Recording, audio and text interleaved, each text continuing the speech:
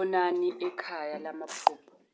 Uma umusha besicela-ke ukuthi ushaye u-subscribe ukuze ngokulandelayo ungaphuthelwa yikho konke esizobe sikuchaza. Kanti siyatholakala lapha ku-TikTok sichaza amaphupho, siyatholakala ku-Facebook sichaza amaphupho. Uyakwazi-ke ukusibhalela khona ku-inbox okanye ucele inamba kodwa nala ngizoyishiya. Zikhona izincwadi zamaphupho 400, ikhona insipho yobulongo eyenza into ey'ningi. Namuhla sizokhuluma ngokuphupha ukhala.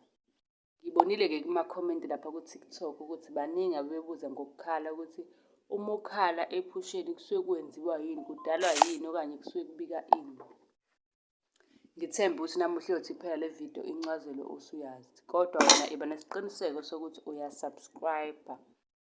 Ukuphupha ukhala, ngabe-ke kubika ukuthini?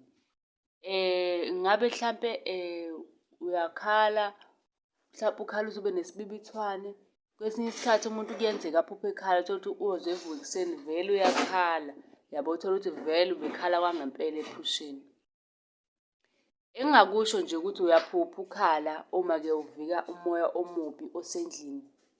Okungenzeka ukuthi indlu olele kuyona inezipoki noma umoya ongasile, ongekho right, okuhaqayo. Kwesinye isikhathi uthole ukuthi vele uba nephupho elibi, uze ugcine usukhala okwangempela cause kuyenzeka ukuthi uyakhala uzizwe nawe usukhala ngempela uthi uyavuka ekuseni, hawu amehlo abovu kanti ubukhala okwangempela, yabo.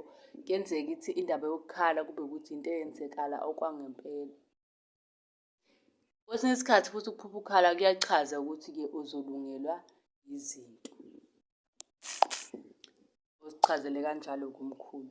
Uma unombuzo sicela ubuze laphana-ke emaphejini ethu okanye ku-WhatsApp sobe sesikwenzela-ke nawe yakho ividiyo ngokuhlukile siyiphoste la ku-YouTube. Nisale kahle ningakhohlwa uku-subscribe.